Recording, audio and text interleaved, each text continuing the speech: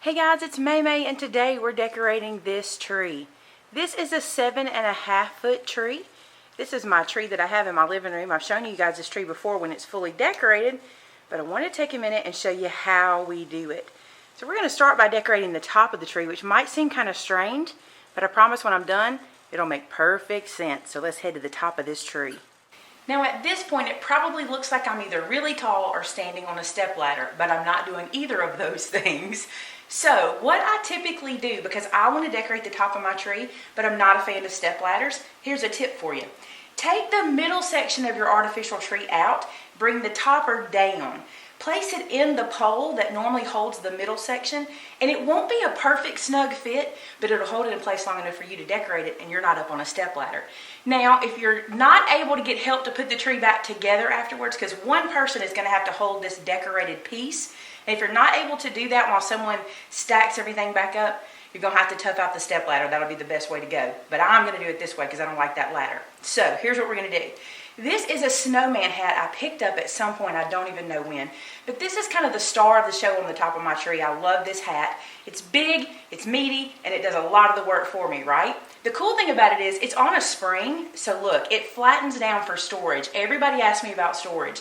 Super easy. I put this on the very top of everything I put on the tree in a tub and squish it down every year. That's how it gets stored. Isn't that awesome? And here's what we do. We just kind of sit it a little willy-nilly on the top of the tree like that. I love it. But it needs to be fuller through this area, so I'm going to show you how I fill that in. Now, if you saw the mantle video that I did on Monday, which I will link below, you'll know that I love floral pieces that already have the work done for us. These are a good example of it. Notice how it has the silver leaves at the bottom and then the frilly kind of icicle look at the top. This is an entire floral pick that I do not cut apart, and I place it in the tree, just poke it into the tree and let this piece grab in wherever it catches. The idea, you can see I have a bunch, you see that? The idea is for it to catch and fill in underneath that hat. And I can move this hat around as I go because I can get to it easy, right? I love that about moving the tree topper down. And I'm just going to start by filling in the top with these guys. This is not all I'll use, but this will give me a good base.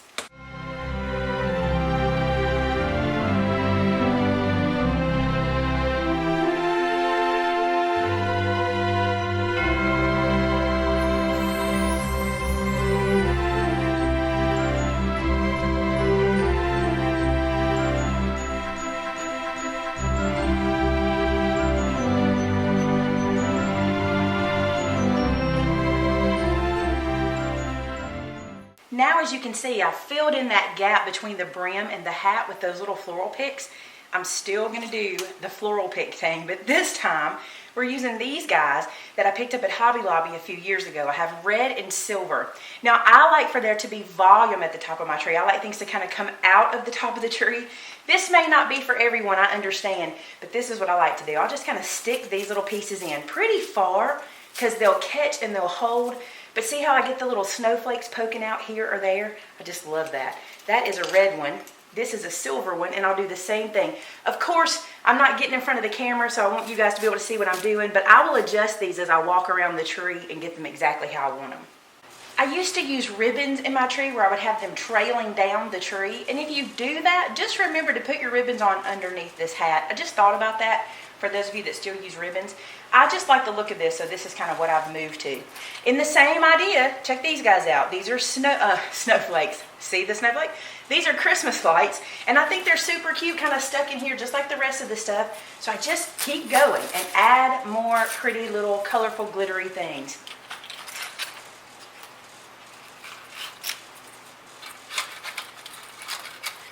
I'm sure on camera this doesn't look great right now, and it's probably not perfect. And once I put it on top of the tree, I may even do a little adjusting. But notice how it's kind of open and airy.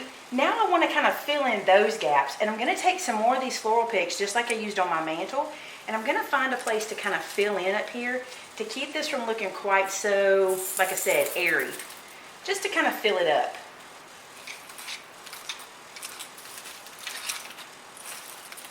So that is the top of my tree, and I know at this point it looks a little odd because it's kind of all by itself on this plain tree, but we're going to fix that too. I'm going to take the tree topper now, put it back where it goes, and I'll show you the tree with that on the very top. So that's the tree topper in place. Now, again, it looks a little odd. It's all by itself, and we're not looking at the whole tree, but that gets the top done. Now we want to come down here and work on this center section of the tree. See all this white that we have working? We want to do something to make that look great. Now let's talk about ornaments. These ornaments are red plastic shatterproof ornaments. I love the shatterproof ornaments because you don't have to worry about them getting crushed in your storage tubs when they're in your basement or your storage room. So these being red, here's what I want to point out to you. My tree is predominantly white. Even though it's a green tree that's been flocked with snow, it's predominantly white. And anytime I place red on the tree, it pops so pretty. So I decided to use red as my filler ornament. Now you may have a theme that is gold and silver or bright jewel tone colors. Whatever your theme color is, pick one of those bright colors and use it as filler ornaments. And what do I mean by filler ornaments? See these holes in the tree? These need to have ornaments in them inside the tree, not on the outside, but on the inside of the tree. So I'm actually going to take ornaments and go inside and hang them to fill some of these hole areas. Now I'm pretty lucky with this tree. This tree came from Walmart 4 years ago. I love this tree. It kind of decorates itself, which is a good thing too, right? Because I love that. We keep talking about that. One thing I want to caution you about is picking ornaments that are the same color as your tree. For example, if you had a green tree, which most people will, green ornaments don't pop on a green tree unless they're a celadon color or sparkly glitter. So maybe save your money on those green ornaments, but a red ornament, a white ornament on a green tree is going to pop. You're going to get a lot of bang out of those kind of colors. So try to get that contrasting color on your tree. Now, that being said, if you just want your tree to feel fuller and thicker, putting green ornaments inside to hide those holes will work just fine. But I want mine to feel very, very ornate, so I'm going to use a very contrasting color. Another thing I really love are these shorter ornament hooks. Can you see just how short that ornament hook is? You don't have to have those hooks that are 3 inches long for your tree. You really want your ornaments to hang really close to the branches. So let me show you how this works. When you're hanging an ornament, avoid hanging them on the very, very edge of your tree to start with.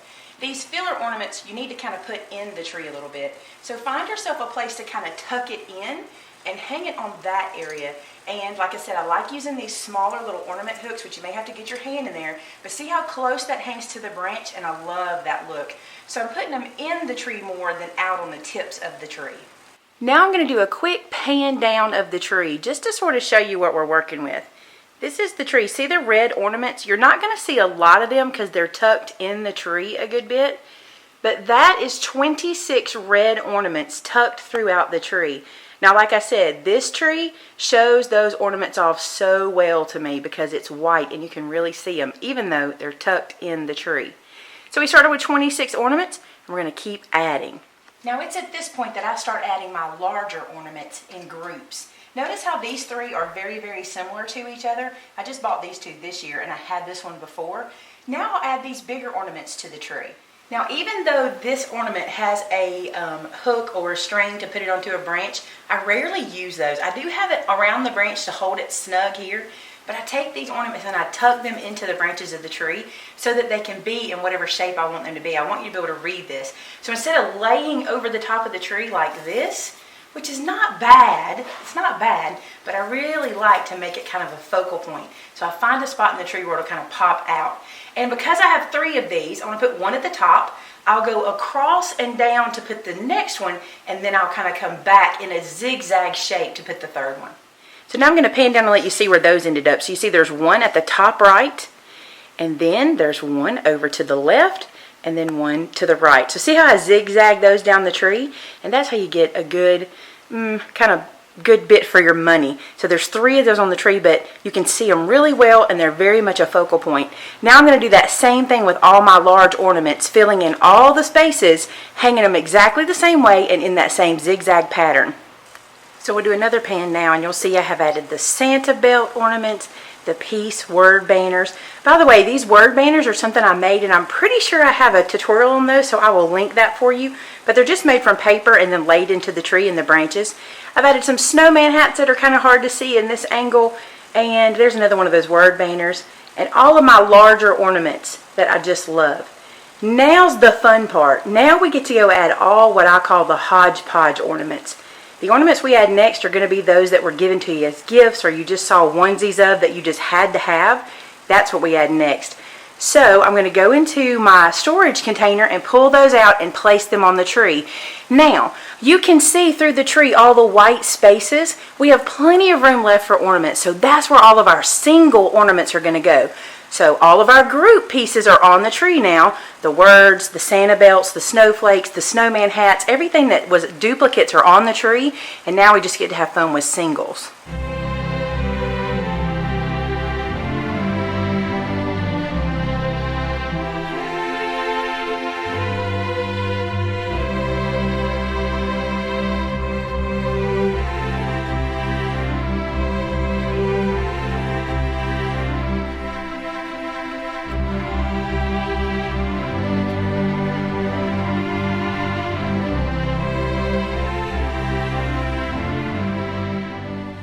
So we'll quickly pan down the tree and show you how everything turned out. This is the finished tree. I'm also going to turn the lights out and let you see what it looks like too with the lights out. I think it looks really pretty like that. So there's our ornaments all the way down. One thing I want to tell you is this. If you can't afford one of these flocked trees, the ones that already have all the snow on them, they do make life easier when you decorate. And if not one of these flocked trees, maybe one of the ones that are really full with lots and lots of branches. So if you're going to spend money, spend it on the tree itself, and then the ornaments can be handmade or what have you, and they'll look pretty on the frame that you're putting them on, which is your tree. So there it is, guys. I'll try to do some more video to kind of show you it up close and all around. I'm going to turn the lights out now and do that one more time for you. Now this is the tree in the dark. Now I do home tours every year, so I'll be doing a home tour where you'll get to see the tree in another way or in another angle. So be watching for those. And also below I'm going to link all the videos that I have of Christmas decorating so you guys can see those from the past. So I hope you enjoyed watching me decorate my tree this year, and I hope I gave you some tips to use for yours. And I'll see you guys again on Friday for more Christmas videos.